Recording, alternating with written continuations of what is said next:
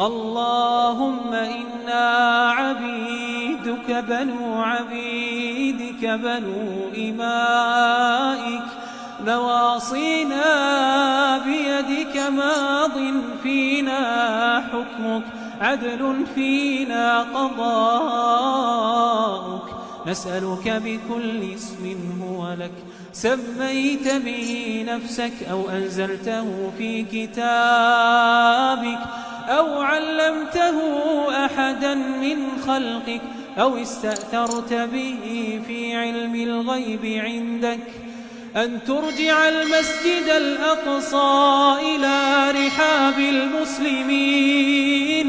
اللهم أعد المسجد الأقصى إلى رحاب المسلمين.